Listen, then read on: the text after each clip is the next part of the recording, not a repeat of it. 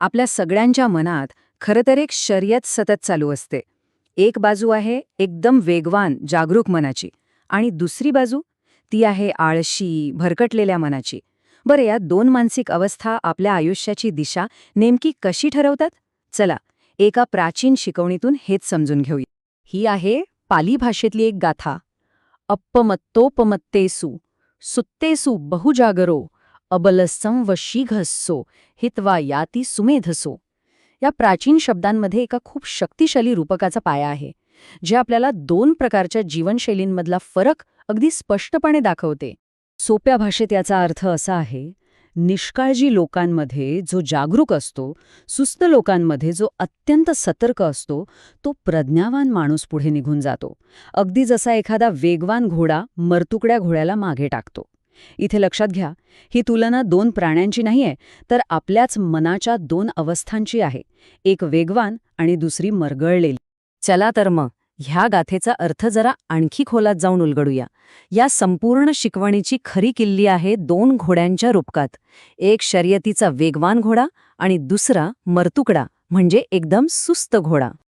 हे बघा, एका बाजूला आहे जागरूक आणि सतर्क मन, जे अगदी शर्यतीच्या वेगवान घोड्यासारखं आपल्या ध्येयाकडे धावतं, आणि दुसऱ्या बाजूला निष्काळजी आणि सुस्त मन, जे एखाद्या मरतुकड्या घोड्यासारखं जागच्या जागीच रेंगाळत राहतं.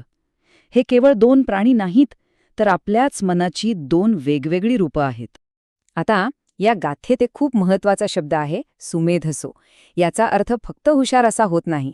याचा खरा अर्थ आहे ती व्यक्ती जी आध्यात्मिक मार्गावर, म्हणजेच निर्वाणाच्या दिशेने स्थिरपणे पुढे जात राहते. म्हणूनच ही शर्यत काही शारीरिक वेगाची नाही, तर ती आहे आध्यात्मिक प्रगतीची. ही गाथा काही अचानक सुचलेली नाहीये. याच्या मागे जेतवन विहारातल्या दोन भिक्खूंची एक छान गोष्ट आहे, जी या शिकवणीला एकदम जिवंत करते. या गोष्टीतला जो पहिला भिक्खू होता, तो होता त्या शर्यतीच्या घोड्यासारखा. तो रात्रीच्या पहिल्या प्रहरी ध्यान करत चालायचा, मधल्या प्रहरी थोडीशी विश्रांती घ्यायचा आणि मग तिसऱ्या प्रहरी पुन्हा उठून ध्यानाला बसायचा.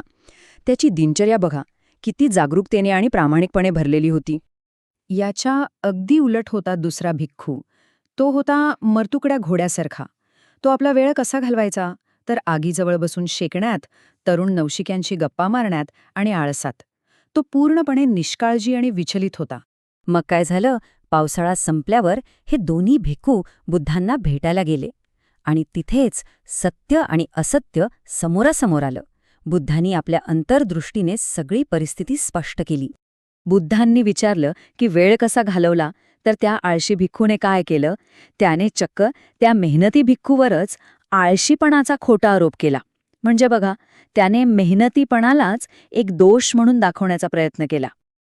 पण बुद्धांना तर सगळं सत्य माहीत होतं. त्यांनी त्या आळशी भिक्खूला सांगितलं, तू एका मरतुकड्या घोड्यासारखा आहेस, तर माझा दुसरा पुत्र शर्यतीच्या वेगवान घोड्यासारखा आहे. बघा, या एकाच रूपकात त्यांनी सगळी परिस्थिती किती स्पष्ट केली. आणि मग त्याच क्षणी त्या दोन भिक्खूंना समोर ठेवून बुद्धांनी ती अजरामर गाथा सांगितली. निष्काळजी लोकांमध्ये जागरूक, सुस्त लोकांमध्ये अत्यंत सतर्क, प्रज्ञावान व्यक्ती पुढे जातो. म्हणजे एका छोट्याशा घटनेला त्यांनी एका सार्वकालिक शिकवणीत बदलून टाकलं. पण आता प्रश्न हा आहे की ही प्राचीन शिकवण आजच्या या धावपळीच्या, गोंधळाच्या जगात आपल्यासाठी किती महत्वाची आहे. यातून शिकण्यासारखी सगळ्यात मोठी गोष्ट म्हणजे ही शर्यत इतरांशी नाहीये, तर ती आपल्या स्वतःच्याच आळसाविरुद्ध आणि विचलनांविरुद्ध आहे. आजच्या या डिजिटल गोंधळात शर्यतीचा घोडा बनण्याचा अर्थ आहे जागरूकतेने आपला मार्ग निवडणे. आणि जाता जाता हा एक विचार करण्यासारखा प्रश्न नक्कीच आहे.